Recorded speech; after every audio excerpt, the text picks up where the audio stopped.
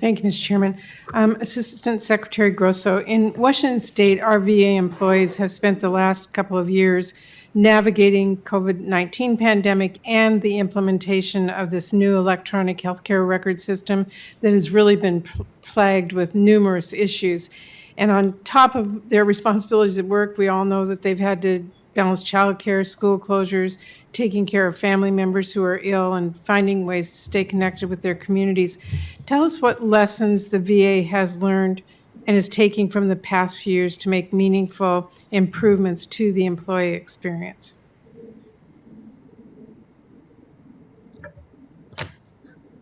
We certainly collect data on employee engagement and how we're doing, and certainly addressing concerns that they have. I think the adoption of the new technology was a unique perturbation. We have learned significantly from that experience and have been able to have more successes that we've implemented at a couple other locations.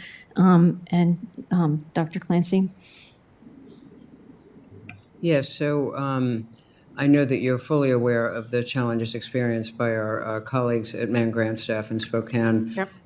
All reports are that Walla Walla went more smoothly, and to be quite honest, Cerner had a lot more people on the ground and under less stressful circumstances during the Spokane deployment. Some of the trainers as well as the employees got COVID because things were sort of surging up as the deployment unfolded.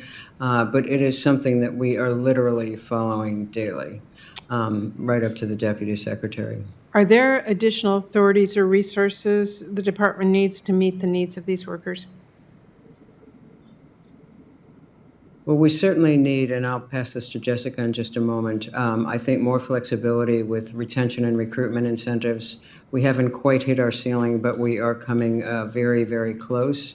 And given that the entire healthcare system is facing workforce shortages and frankly having higher turnover rates than we are, and often deeper pockets to entice some of our employees to leave, that is an area of worry. We are also expanding training opportunities so that we can grow more of our own, as you will see in our fiscal year 23 budget, requesting that we can double the amount of health profession scholarships, both to increase the volume, particularly of doctors and nurses, but also the diversity of that pipeline as well, with very special attention to rural areas. Well, thank you. Well, let me turn to another question. Having enough providers, we know, is really critical for access to care, especially in rural parts of our country. I have heard some concerning things about VA's hiring practices. For example, positions disappearing from the HR system after not being filled, and facilities not using the recruitment and retention incentives that are available to them. And that's just unacceptable. Well, Congress provided the VA with the authority and the resources to recruit and retain staff, but there seems to be a lack of consistency in human resources management and lengthy wait times to fill these positions, which means we lose out on building a strong workforce and our veterans lose out on the potential to get care from these talented providers across a range of really important services, mental health care, women's health care, programs supporting homelessness.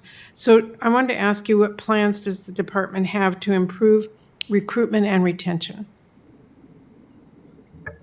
Well, we are aware that there are authorities that we've been given that aren't being systematically used across the system, and that's obviously a leadership issue that we are working.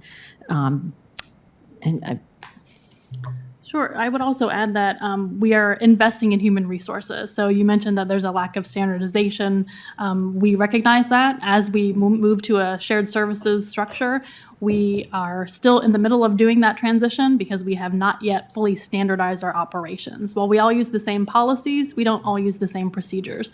So right now we're in the middle of that standardization process. In addition, we are investing in training our HR professionals. So you'll see, I think, quite a bit of improvement over the next couple of years in that as we're investing in the entry-level part of the HR workforce so that we can get everyone following the same procedures at the same time, and that will ultimately improve our recruitment and retention. Okay, thank you very much, and thank you, Mr. Chairman.